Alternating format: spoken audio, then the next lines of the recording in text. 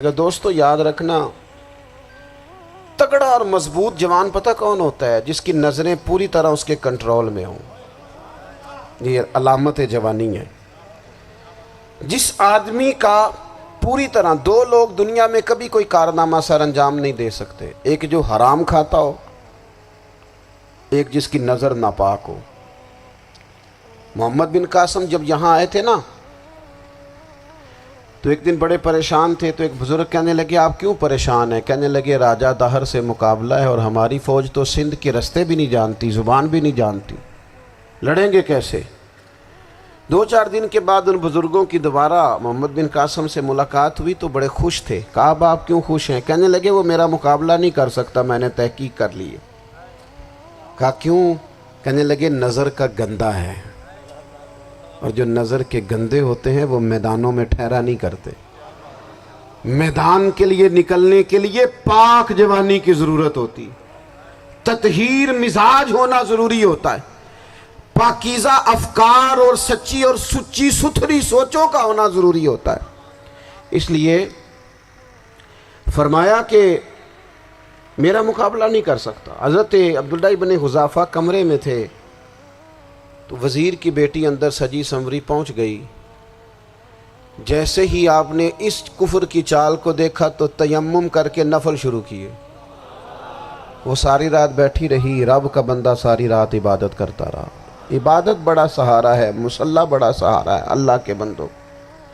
صبح دروازہ کھولا، وزیر نے اپنی بچی سے پوچھنا چاہتا تھا رزلٹ کیا نکلا، تو وہ کہنے لگی پیچھے ہٹ جا، اب تیرا میرا تعلق کوئی نہیں، میں نے نبی پاک کا کلمہ پڑھ لیا۔ اس نے کہا میں نے بھی زمانہ دیکھا ہے، پر یہ کیا لوگ ہیں، کستوری کے بنے ہوئے، سندل سے دھلے ہوئے، کہ میں ساری رات کمرے میں رہی اور 100 اور 1000 آدمی جس جوان کا مقابلہ نہ کر سکے، اتنا طاقتور جوان کمرے میں رہا اور اس نے نظر اٹھا کے نہ دیکھا۔ او کچا رنگ للاری والا جڑا چڑھدا تے لیندا رہندا ہے، اے عشق تیرے دا رنگ محمد چڑھیا پھر نہیں لیندا۔ میں کہا ایک دفعہ نظر اٹھا کے نہیں دیکھا، کمال ہو گئی۔ اتنے بڑے لوگ، اتنی بڑی سعادت مندی، فیروز بختی، معاملہ فہمی حد ہو گئی۔ اللہ اکبر۔ دوستو بادشاہ جب پوری طرح ہار گیا نا، اس نے کہا مار دو۔ تیل گرم کیا ایک کڑاہی میں، اور جب آپ کو اس میں ڈالنے لگے تو آپ کی آنکھوں میں آنسو آ گئے۔ بادشاہ کا خیال ہوا شاید نرم ہو گئے ہیں، کہنے لگا روئے کیوں؟ فرمانے لگے سوچتا ہوں جان ہی ایک ہے، کتنا مزہ ہے اس کی راہ میں جان دینے کا، کتنی لذت ہے اس کے نام پر مرنے میں، کتنا لطف ہے۔ جے تو چڑھیا اتے دار بھی نہیں، تے جے تو وکیا عشق بازار بھی نہیں، تے ایڈا سستا سودا پیار بھی نہیں، تے ایڈا سستا لبدا یار بھی نہیں۔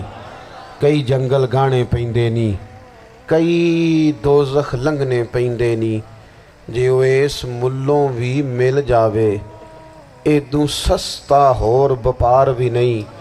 تے کچھ سمجھ نہ آوے لوکاں نوں وہ کادے نال شہید کرے، ڈٹھی یار دے ہاتھ تلوار بھی نہیں، پر او دا خالی جاندہ وار بھی نہیں۔ کہنے لگے ایک جان ہے نا، تو دل کرتا ہے ہزاروں ہوتی تو ایک ایک کر کے محبوب کے نام پہ قربان کرتا، جب میرے پاس ہے ہی ایک، کروں کیا؟ حضرت عبداللہ ابن حذافہ رضی اللہ تعالیٰ عنہ جب روئے اور بادشاہ نے یہ بات سنی، تو بادشاہ اٹھ کے کھڑا ہو گیا، سارے وزیروں مشیروں کو کہنے لگا تم نے کہا تھا نا بندہ ضائع کرنے والا نہیں، یہ بھی ضائع کرنے والا نہیں۔ کہنے لگا میرا ماتھا چومو، تم جیسے لوگوں کو قتل نہیں کرنا چاہیے، آزاد کرنا چاہیے۔ عزیز اپنی زندگی سے نا یہ بہت زیادہ ہرس، ہوس، طمع، اور یہ کسی بات کی بھی ہو، ہرس صرف پیسوں کی نہیں ہوتی ہے، شہرت کی بھی ہوتی ہے، یہ بیماری انسان کو اقتدار کی بھی ہوتی ہے، تعریف کی بھی بیماری ہوتی ہے، یہ سارے نقص ہوتے ہیں لوگوں کو، اور معاذ اللہ بعض جبوں کبوں کے اندر بھی ہوتے ہیں، وہاں بھی پنپتے ہیں۔ اپنی زندگی جب تک اس سادگی میں نہیں لاؤ گے جو رسول پاک نے عطا فرمائی ہے، جب لوگ آسانیوں میں پوری طرح الجھ گئے تو پھر وہ دور ہوئے اور کفر چڑھ گیا۔ دوسری بات، اللہ کے محبوب صلی اللہ تعالی علیہ وسلم کی محبت ہم سے تقاضا کرتی ہے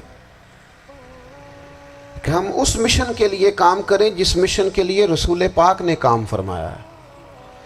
ہم سارے کام بڑے مضبوطی سے، سوچ سمجھ کے، تدبر سے، حکمت سے، تقاضوں کو مد نظر رکھتے ہوئے کرتے ہیں سارے کام۔ دین کے کام میں ہمارا مزاج نہیں ہوتا، او ہو جائے گا جی، آپ بسم اللہ پڑھیں جی، شروع کریں جی۔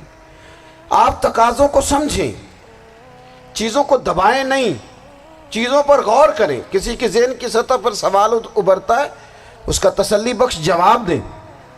اپنی زندگی میں دین کے کام کے لیے اپنے آپ کو وقف کریں، اور دین کے کام کے بہت سارے پہلو ہیں۔ ہزاروں لوگوں کو قرآن پاک ٹھیک پڑھنا نہیں آتا، ہزارہا لوگ ہیں جو قرآن مجید کے مطالب سے آگاہ نہیں ہیں، دین کی بنیادی ضروریات سے لوگ نابلد ہیں۔ میں آپ کو کس طرح یہ بات سمجھاؤں کہ ہزاروں کی تعداد میں طلاقیں اس لیے ہوتی ہیں کہ مردوں کو طلاق کے مسئلے نہیں آتے، انہیں پتہ نہیں ہے کہ مجھے حقوق زوجین کے معاملے میں کیسے چلنا۔ ڈھیر سارے گھروں میں تباہی اس لیے ہے کہ تربیت اولاد کا دینی منہج ہمیں نہیں پتا۔ اپنا حصہ ملائیں دین کے کام میں۔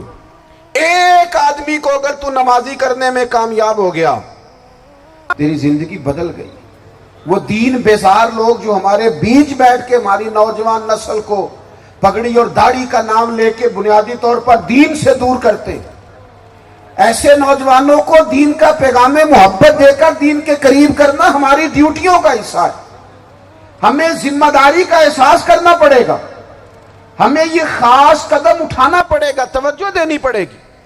مساجد، مدارس، میں آپ سے عرض کروں، اتنی ڈٹ کے مخالفت ہوتی ہے نا مدرسوں کی، اتنی ڈٹ کے۔ میں ادارہ چلاتا ہوں، اس کے چلانے میں جو مشکلات ہیں وہ تو ہم بتا نہیں سکتے آپ کو، اس لیے کہ میری قوم، میرا اس قوم سے تعلق ہے جو نعت خواں امیر کرنا چاہتی ہے، مدرسے نہیں۔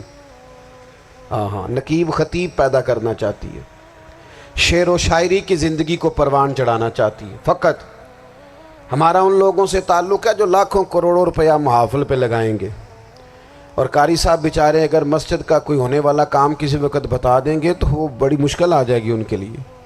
یہ کیسے ہو سکتا ہے، آپ نے یہ ڈیوٹی بتا دی۔ مدارس، اور جتنا اہم رول دین کو پھیلانے میں مدارس اسلامیہ کا ہے، اتنی زبردست، لوگوں کا خیال ہوتا ہے میری طرح کے لوگ شاید کام کرتے ہیں، ڈیوٹی کرتے ہیں۔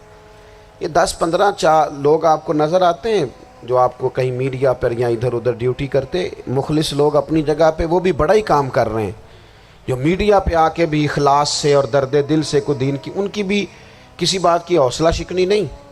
لیکن ہزارہا اساتذہ جو مدارس میں بیٹھ کے پڑھاتے ہیں، جنہوں نے وہ سارے لوگ تیار، آپ سمجھ نہیں سکتے کتنا بڑا کام۔ حفظ کا استاد جو ہوتا ہے نا، اس کی ڈیوٹی 24 گھنٹے ہوتی ہے، فجر سے پہلے، اور اس نے بچوں کو اٹھانا۔ تنخواہ تو ہم انہیں دینا نہیں نہ چاہتے جی، تنخواہ نہیں دے دی انہوں نے، ہمیں مولوی امیر نہ ہو جانا۔ مولوی نو تے سوٹ بھی 27ویں والی رات دے ہے تاکہ کدھر سوان کے عید والے دن پا نہ لوے، چونکہ 27ویں تو بعد تے درزی پھڑتا ہی کوئی نہیں، کیوں حضرت؟ ایسے ہی ہے نا، اس وقت تو نہیں نہ لیتا۔ تو ہم چاہتے ہیں مولوی ہماری مرضی کے ہماری طرح کا سوٹ نہ پہن لے۔ مدارس کی مضبوطی، آپ یہ دیکھ لیں، یہ صلاح الدین ایوبی کا تعلق بھلا کس چیز سے تھا؟